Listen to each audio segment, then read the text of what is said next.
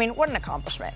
Oh, well, Chris Paul's got all of it. Chris Paul's going to have every award possible by the time it's over. Absolutely. And then we have Carmelo Anthony, who passed Moses Malone last night for 9th all-time on the scoring list. Next up for him is Shaquille O'Neal. And then we have Steph Curry with the shot. He recorded his 5,000th assist last night against the Kings. First Warrior player to do so. I feel like I had to play with more energy, I think, when I got that block. Harris, and a block from Durant, coming from a weak side. I think that ignited our team a bit, gave us some energy. Oh, Steph, is he mad at somebody? Wow. There's still a lot of room for improvement. You know, we won 3 different games, 3 different ways. Carmelo looking to become number 9 all time. He's got it! What does it mean for you to now be 9th on the all-time scoring list? I'm 19 years in, man, still passionate about the game. I'm still passionate about my craft. Here's Paul, lobbing in. Ayton oops the alley. Man, we got real pros on our team. One of my favorite locker rooms I haven't been in 17 years. Ball for Caruso, triple missile, and the Caruso show. I mean, it was the home opener, so I knew, he's going to come out with a lot of energy. What do you got, Miles Bridges? Ooh, I'll take it. Oh, man, celebration. What Chauncey's done as a player, now as a coach, picks up his first win.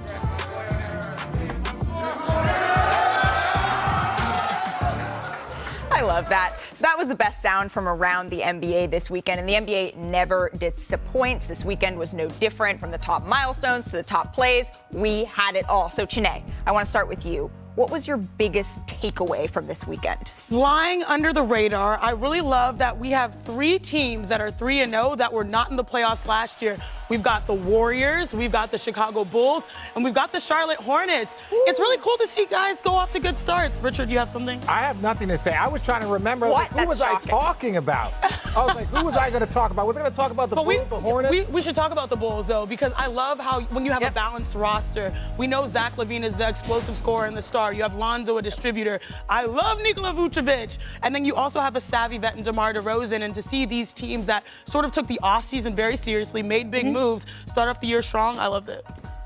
Okay, but if we're going to talk about the Chicago Bulls, can we talk about the 3 teams that are the 3 games that they played? They didn't play against the best competition. Nancy. It's not. Okay, I get it's it. not. I'm just setting the table. Like, don't be like, we're going to go undefeated. It's like, guys, you are beating the team that you're supposed to beat, and that's the good And their news. defenses look great. And I think they had 13 steals. But it gets harder from here.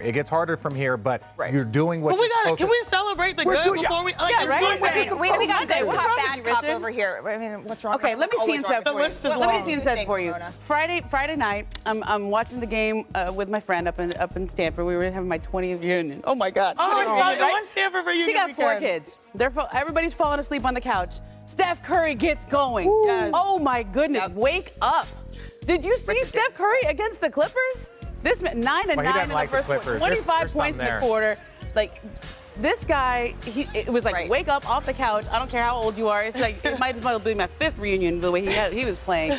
Like, Steph Curry is on one to start this season, and it's really where he picked up from last year. Did you wake up off the couch, Richard? No, I did. I'm not going to lie. Some of these games get a little bit tough when you got 2 I'm just kids, making sure. But, my biggest takeaway is when I look at, the Charlotte Hornets and what Bridges has done. All 3 of my teams. Yeah, a lot of people are going to talk about LaMelo and what he's doing, and rightfully so. But Bridges has made some very, very big jumps. And now if we want to talk about, we're talking about early first few games, maybe most improved could be in the cards for him because he has been shooting the 3 well. The athleticism is off the chart. And when you have a point guard like LaMelo, that only heightens your athleticism because he knows how to get you the ball in the right spot. So he was my most impressive player this weekend. So he sounds like he would be your MVP for this weekend. So Ramona, who would your MVP for the weekend? That would be LaMelo.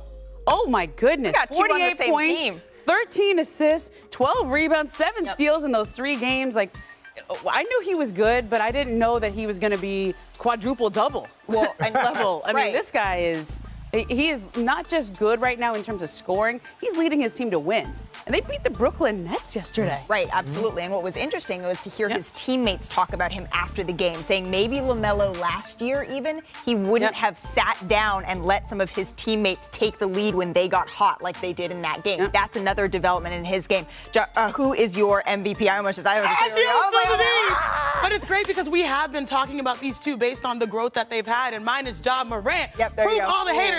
Richard. I'm a all the hater. haters wrong. You're always a hater. Yes. He made history, the first Grizzlies player with 40 points and 10 assists in a game, which was awesome. Exploded versus Lakers. Oh, tough to see that missing free throw. I know. But what he's been able to do, and I'm sure we're going to dive into that a little bit later, he leads the NBA right now in 35 points per game, right there with Paul George. Talk about most improved. They're going to be some real candidates this year. Absolutely. And you guys, I mean, you mentioned it. Amazing weekend in LA for the Grizzlies and for Ja Morant. Saturday, he dropped 28 points against the Clippers. So let's take a little bit of a deeper look at that game. LeBron and the Lakers, they were looking for their first win of the season, hosting Ja Morant and the Grizzlies. So let's pull up in the third quarter. Memphis is up 1. Morant drives through the defenders. Look at this unbelievable spin layup. Take a closer look. And doing my boy Baze, man. That's Anthony Davis right there. It's ridiculous. Yeah, that's why he went the other direction. He was like, let me go to the other side. You have 4 blocks. That's AD right there. Right. So later in the third, Morant, look at this. Splits the double team. Two-handed jam. I'm telling you, there. It's Westbrook. You see it and you see So the flashes ensuing of Lakers Westbrook. possession, here we go. Carmelo Bucket. drains that three. With that bucket, that's where he passed Moses Malone for 9th all-time on the scoring list. So we're still in the third quarter here. The game is tied at 83. Morant spins. Acrobatic. Makes a scoop layup. Gets by Kent Bazemore again. It was a tough night for Baze. He had 27 points in 3 quarters. Memphis up by 3 heading into the fourth. So we have just over a minute left. Lakers are up by 1. Westbrook misses here. Clean up on Melo. This is why the crowd loved Carmelo last night. So the Lakers are up by 3. 5.6 seconds left to play. Baze. Here we go. Ja Morant goes up to 3. Not quite. Kent Bazemore fouled him. I told you about that since you were a rookie. 3 free throws. We got 1. He makes it. 2. Hits again. So that's a 40th point of the night. Oh, here we go. Comes up with a 3rd. Misses it just off the backboard. It was a tough night. The Lakers win 121-118. But it was such a good game. You can see Ja's disappointed in himself there.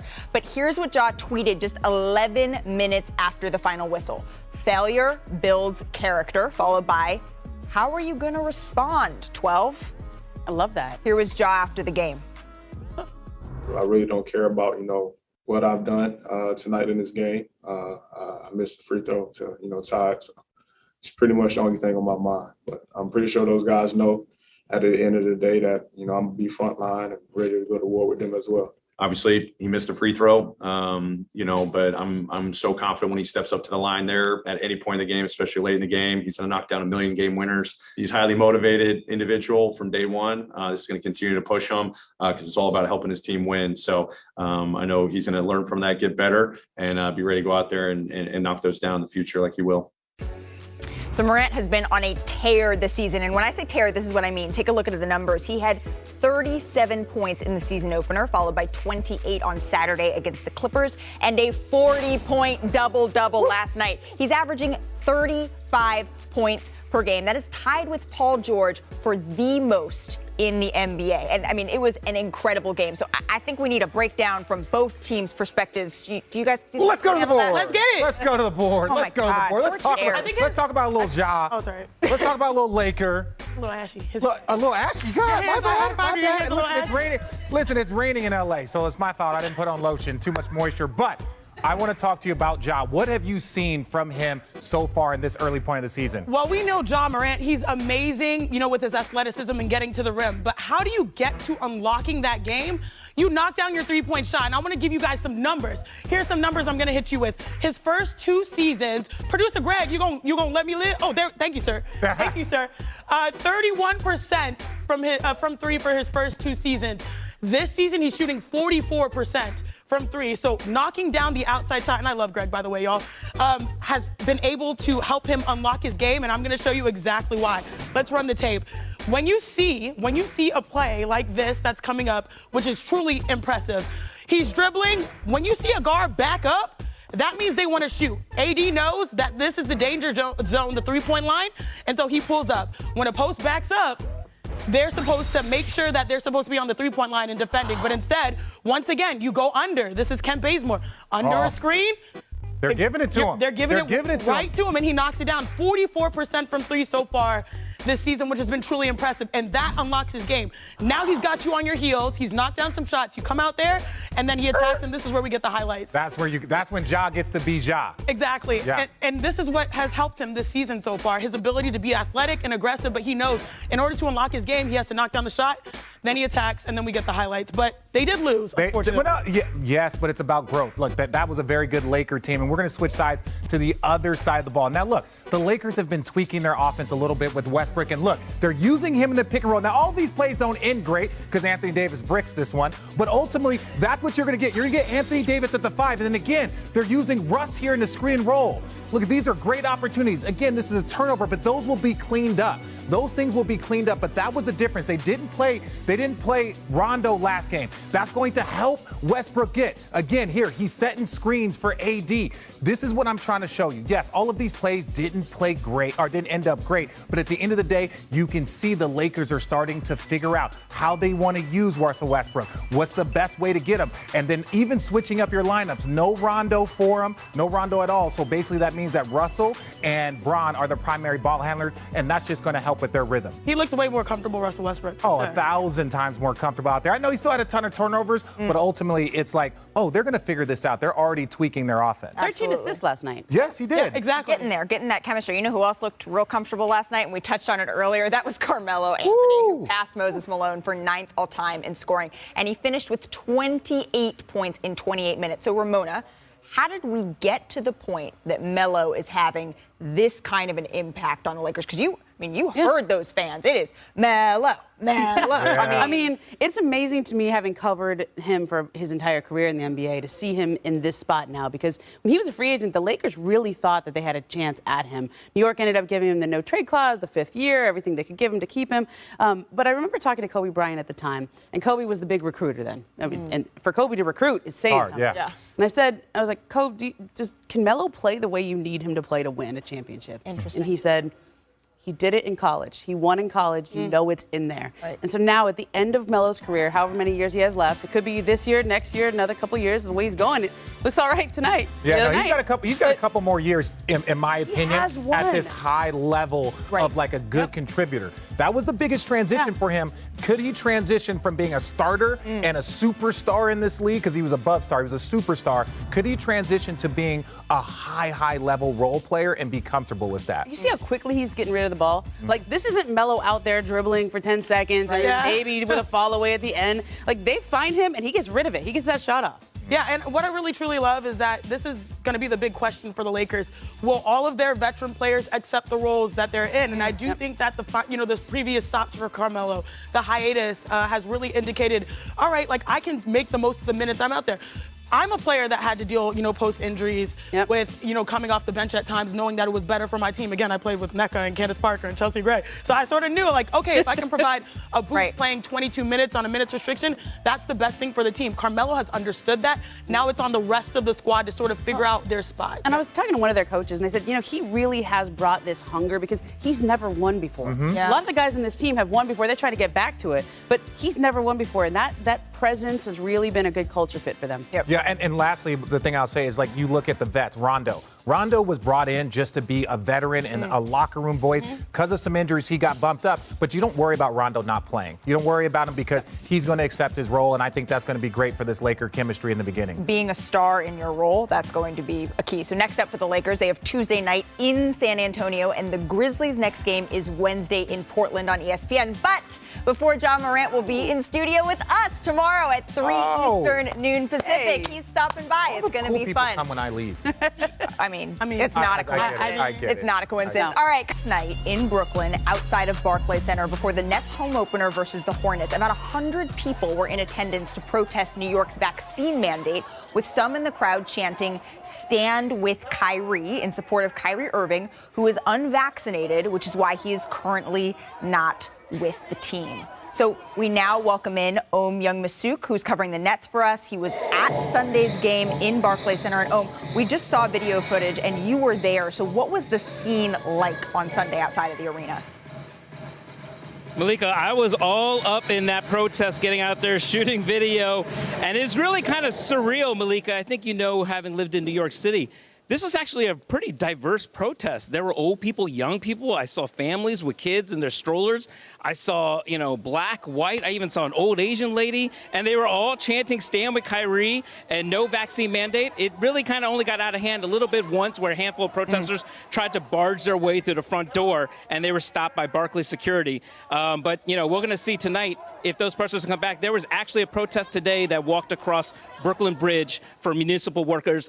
They were protesting the vaccine mandate. Interesting. I checked in with a Nets official, and they said that any charges, any charges would have to be brought by police. The Nets are not going to be looking into that specifically. But I am curious, how is Kyrie Irving's absence? How is that affecting Brooklyn?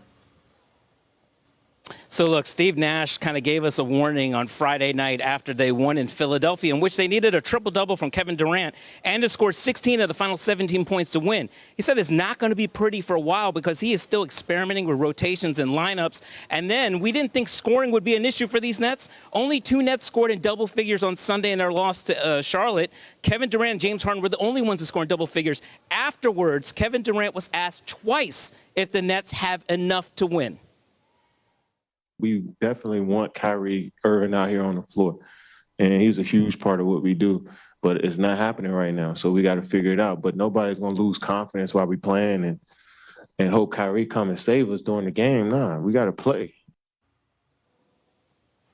Malika, the Nets are in the second of a 6-game homestand, of which we don't think Kyrie Irving is going to be here anytime soon. So the Nets have to figure out how they are going to play without Kyrie Irving. This feels like preseason extended for Steve Nash and his team. Interesting, Omen. You were standing in Barclays Center where they have a back-to-back the second half tonight where the Nets take on the Wizards. Thank you so much for taking some time to chat with us. We have a lot to unpack here with the Nets. Brooklyn lost that game to Charlotte and is now 1-2 on the season. So I definitely want to break this down a little bit on the court with Chiney Ogwumike and Richard Jefferson. And Richard, Chiney, you just heard Kevin Durant, and you heard him say that we're just not able to wait for Kyrie Irving. They can't sit around and wonder if and when he's going to come back. They'll just need to play, and they can't just be saved. So, yeah. Chiney, what's that going to take? Well, we know that, Kevin Durant, when he wakes up, he's going to get buckets. Like, that's a fact, period. Eats buckets for breakfast. Thank you. And, their previous game, their last game, he was 17 for 24 from the field. A productive, normal night for Kevin Durant. The question is, how is everyone else going to hold it down? And if you look, Ohm just mentioned it, like 2 guys in total in double figures. That does not work in the NBA right now.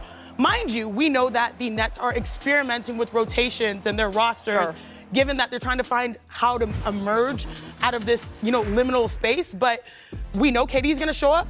James Harden probably needs to do a little bit more. He's been great in Brooklyn, leading with assists and trying to get everyone else going, but we kind of need a little bit more of Houston James. Yeah. And then the supporting cast has to find their groove. No, they do. And one of the things that you look around the league, the Phoenix Suns, the Denver Nuggets, the Utah Jazz, teams that have had their normal roster, right, they're going to have like a normal kind of trajectory of how they're going to play. Same with the Milwaukee Bucks. Sure. But then when you get to the Phoenix, or when you get to the Brooklyn Nets, you get to the Los Angeles Lakers, there's a lot of turnover. There's a lot of changes. There's been some drama, especially up there in Brooklyn. They're going to figure it out. If there's anybody that questions Kevin Durant, he was an early MVP candidate. James Harden was one of the MVP favorites in the middle of the season last year. They're going to figure it out. They got new talent. They got guys back. So it's going to take a little bit of time. And I do like that we saw LaMarcus Aldridge, a good game from him as well. Right. Like, they're going to find it, just will take some time. And he's not playing tonight. He's resting on the second half of the back-to-back. But Kevin Durant is playing. He's expected to play, is available to play, at least as of right now, for this second half. So it sounds like what you're saying is, similarly to the Lakers, this is early days. No, the LaMarcus thing is like the Carmelo. It's great to see the vets contributing at a high level. You don't need it every night, but when they give it to you. Right. Well, and similarly to Carmelo, you mentioned earlier the buy-in, right? Carmelo has not won, and that is furthering his want to be there, right? When you look at LaMarcus, what he went through last year, being forced to face retirement before he was ready, you can clearly tell that he wants to be there. This is something that he's going to be playing hard for. So another storyline from this game and the early part of the season is James Harden not getting to the free throw line as quickly as and frequently as he was in previous seasons. So Harden has only attempted 9 free throws through 3 games this season. Wow. So let's put that into comparison. 3 seasons prior to this one, that's a big difference. In the same span last season, Harden already had taken 36, so 36-3 free throws. In 2019, it was 48. So Brooklyn head coach Steve Nash believes this is because of the new rule change on the officiating where they say overt or abrupt or abnormal non-basketball moves, that's not okay. He's unfairly become the poster boy of not calling these fouls. But some of them are definitely fouls still. No matter how much of a big deal we try to make it, a foul is a foul. It's pretty simple. I feel like putting too much emphasis on rules, or not even rules, just certain people, to where you look at it as clear fouls. And but for me, you just got to keep going. No big deal. I feel like I remember Steve Nash having some complaints about this when it came to Trae Young, but now that we're shifting, so is this a valid complaint from Nash? It is a valid complaint because basically what happens, it's the stars. It's the stars, and then it trickles down to the rest of the league because you're talking about usage rate. So people were talking about Steph. They were talking about, Trae. They were talking about James Harden be the number one guy. So these are some of the plays that they are no longer calling fouls on for him. But James Harden is a multi-talented individual. If we're just focused on free throws, but some of these are missed. So he is getting unfairly targeted, and he just can't let that affect this game. Because look, he's just having a full-on conversation right now. It's so easy to say that when this rule comes into effect, we're going to look at this man, James Harden, based on the public pressure that has been exuded through NBA fans saying, and you guys know I say it all the time, step back, free throw. You can laugh at me. It's okay. Yeah, I just want that. Right? Free throw. And people felt some type of way, but it was effective for him in the position he was. That was the best option for the Rockets. Sure. And I will say this, Richard, as a hooper, we know in the locker room, what's the number one sign of a player being aggressive? Free throws. Getting to the free throw line. While James Harden is great at knocking down, threes and floaters, we saw a different kind of aggression when he kind of risked it all to come to Brooklyn. And so this year is different. There's a lot that's in the balance.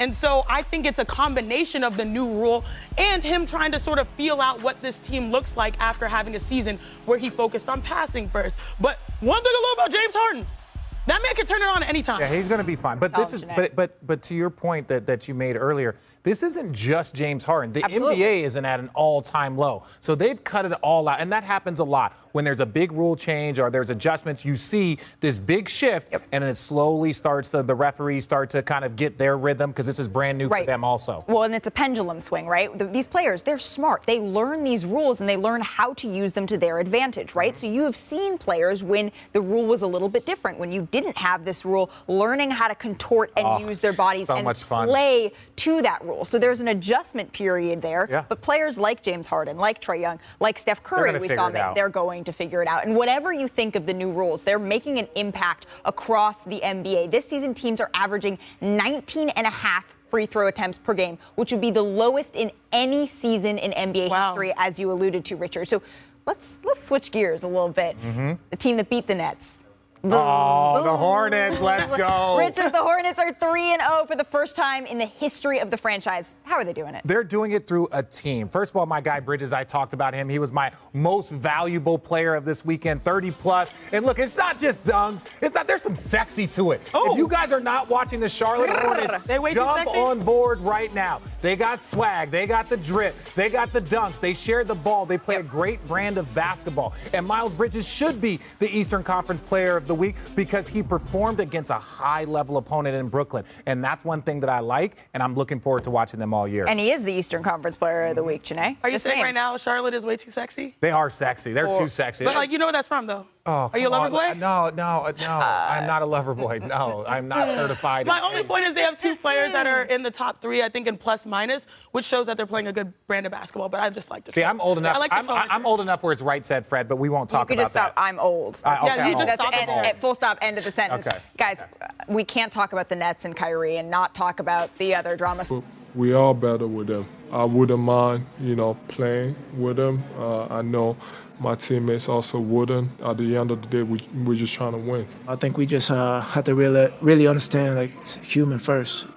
And, if he's going through something at a time, we have to respect that. And we have to be there for him as a team, organization, fans, all the way down the line. So I think at this time, he needs more support than neglect. We now welcome in senior writer Ramona Shelburne. Ramona, you've been all over this story. So today, where do Ben Simmons and the 76ers stand? Well, there was a lot of positive talk over the weekend, as you heard there, and it's continued into this week. And to show that and to acknowledge that the Sixers have stopped fining Ben Simmons. That was a big part of this, as you know, the first couple weeks here, where he was not showing up for games. He wasn't there when he did not report to camp. But they've stopped fining him. Some of this, Malika, is because there's a standard provision in player contracts that says if you're dealing with a mental health issue, which Ben Simmons has reported to the team that he is, and he wants to work on himself mentally and physically this week. They've taken that in good faith and said, okay, we're taking that you are working on yourself mentally and physically, and you're going to we've offered to make these resources available to you. And so right now, everybody's in a good place, and the fines are not accumulating. And that was an issue for Ben Simmons, as you know, in the first couple weeks of the standoff. Interesting. So partly because of the CBA you're reporting, and partly because of a good faith, some showing good faith, the Sixers are no longer fining Ben Simmons. Okay, so where do they go from here? What can we expect this week? He has been showing up at the facility ever since he reported a couple Mondays ago, 2 weeks ago, and he's going to continue showing up. He's being treated for that upper back stiffness by the team trainers, but he's also been working out with his trainer, Chris Johnson, off to the side, away from the facility, staying in really good shape. But I talked to a source close to him. He said he's continuing to work on himself mentally and physically this week. Where this leads, we'll see, right? We have a long time between now and a resolution, but the Sixers are hopeful that they've made all the resources they have available to him. They're not going to force him to see any doctor. This will be in collaboration with all the medical professionals, but also with his team. And everybody's in a good, positive place right now to where if this progresses and he starts to be feeling more mentally and physically ready to play, there's a hope that he would resume individual workouts at the facility and then maybe rejoin the team as part of practice. Fascinating. So no more fines. But there's no timetable on when he would return. Okay, so we've learned today that there's no more fines from the team. They're going to show that good faith for right now and hope to give Ben some space to get to where he needs to physically and mentally to return, but there's still no timeline. Yeah, and Malika, I think the thing everyone you talk to on both sides of this is saying this Friday was a really big moment for them because Ben faced his teammates. They got to talk to him. He got to talk to them. He seemed like this was a big step for him, at least. Sometimes, this had been going on for months. He hadn't seen a lot of those teammates since Game 7. Yeah.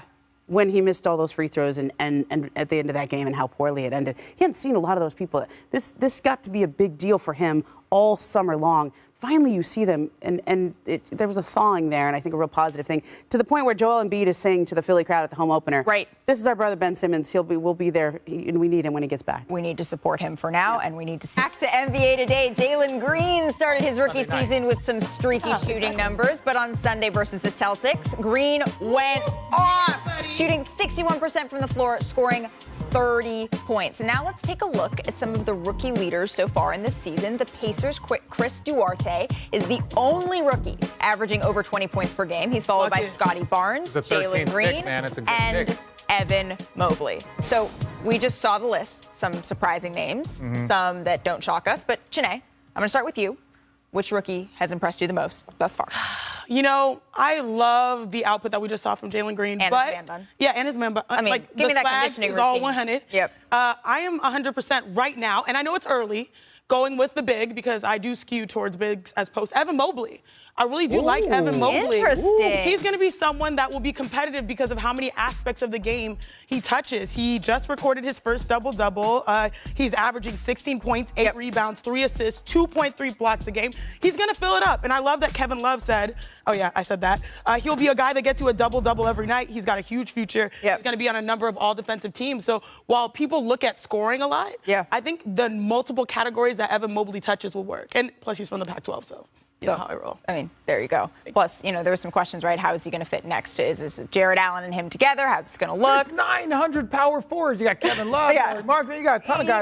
You got a lot of big dudes, but so far it's working. So let's look at the updated Rookie of the Year odds, courtesy of Caesars Sportsbook. Jalen Green is still the favorite. Not followed by number one pick, Cade Cunningham, who's yet to make his NBA debut. He's still working through his ankle injury. He has not, as of this morning, wasn't playing 5-on-5 yet, staying back from the road trip, still getting some of that treatment going. That's tough. Richard, who do you like here from this list? No one cares. No one cares about my opinion. That is the first That's thing you said all day. No one cares. So what I want to do is I want to talk a little bit more about my guy. Should we talk about Cade Cunningham? No, he's been injured. Scotty Barnes has been playing outstanding. Yes. But personally, we shouldn't talk to me.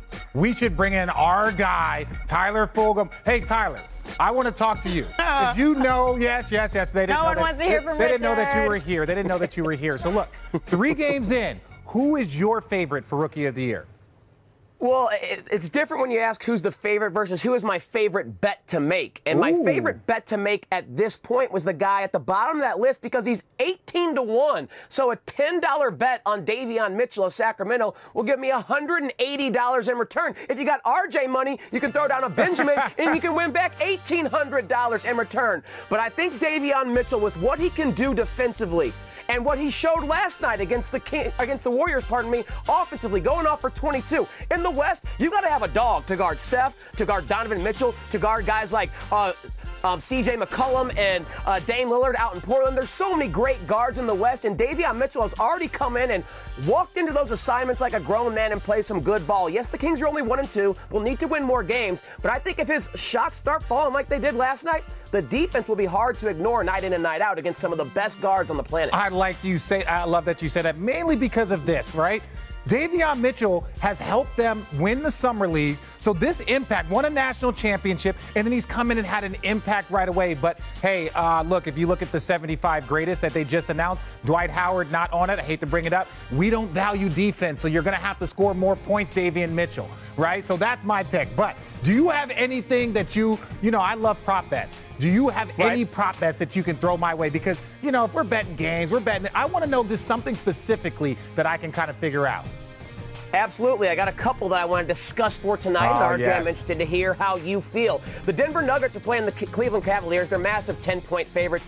Michael Porter Jr.'s gotten off to a really rough, slow start so far this season. Again, remember, there's no Jamal Murray there, so outside of the MVP, MPJ's got to do a lot of scoring. He's averaging just 11 points per game so far. His point prop is 16.5 for this game. I personally am not scared. I think this is a great buy low spot on MPJ because there's not great wing defenders in Cleveland, and he should average way above 11 points. So at 16.5, I'm going way over that for this game against Cleveland because I think this is the spot where he finally breaks out 3 games into the year. Now, I'm not a betting man, but 16 points against Cleveland for MPJ, those are one of the ones that you would be willing to put a little bit more money on. Give me another one. All right, another one. This is maybe the game of the night. It's the late hammer out west. You got the Portland Trailblazers taking on the LA Clippers. And on the Portland side, I don't know if you've noticed, I know Dame's the star there, but C.J. McCollum's actually been better through the first couple of games this season. C.J.'s point prop is 22.5. He's averaging 31 so far this season. His low point total so far is 28. He's taken 11 threes a game, 22 field goal attempts a game. So again, I'm going over. This game could be a shootout, a back and forth game that features 240 points, and CJ has had massive usage this year. So RJ, yet again, I'm going over with a point prop here, just like MPJ, over 22.5. So we got CJ and MPJ on the older. Now look, we're going to start getting some sort of graphic here to start proving when he hits and when he's wrong. But I'm going to say goodbye. We got one more prop bet. Who is going to be able to make a shot? Is it going to be me or Chene? Who is going to be able to make it first? Oh! And basically what we're going to... money's on Chene. Yeah, the money's on Chene. Chene, you got no one doubt. shot. You got one shot, Chene. I'm not going to shoot. One opportunity. Oh, no! Your money's gone. He got that one your wrong. shot. Oh, you want another shot? Give you one more. Oh, don't Richard's break. too afraid to shoot. You're on camera. Give me this. Oh, yes. It feels so good to be right. Oh, yeah. Oh, she's doing it in heels? It's a layup. Watch the heels, girl. Watch the heels. Hold up, we'll get this. All right. Thompson didn't quite make the all-time 75 list. There were 76 on it. Well, look at a little present in his locker. He's number 77 in their heart. No, that's not cute. They're not. They're trying to be So mean. you wouldn't They're want not that? being mean. No, I'm just joking. I'm saying it's funny. I'm saying they're just messing. But would you want the number 77 jersey? Considering Klay Thompson took to Instagram to say that I 100% believe that Klay Thompson should be on that list. Absolutely, but would you want the jersey? The number 77 jersey? If he's going to embrace it, I'll embrace it. All right. If he embraces it, I'll embrace it. Would you want it, Chene? Absolutely. Clay, can I have that? Clay, can I take that jersey? I'll hold it for you. She's going to take it. She's going to take it off your hands. The Warriors, though, even without Klay Thompson right now, number 77, Klay Thompson, they're 3-0. They have cleaned up all over California. They own the Bay. Sacramento's not part of the Bay. I don't care who says what. They owned LA, right? What do you think of the Warriors early this season? I love it because they're focusing on Steph. Last year, they were trying to incorporate a bunch of the young guys, but now they're focused on Steph and let's maximize him, and they're playing well. Richard, do you know who else owns the Bay? Who? Malika Andrews, baby. Malika Andrews. It's me. I know it is. No, I love what the Warriors have represent. done. And, you know, they're leading off of, you know, Steph Curry's image and example, Draymond Green. It's been good to see them with a fresh start. Well, and they have an interesting schedule coming up here, right? They play Oklahoma City tomorrow, so they could be 4-0 potentially after that one. They'll be 4-0. Then they're going to play Ja Morant and the Grizzlies. That'll be an interesting matchup. And then they're going to see OKC again. And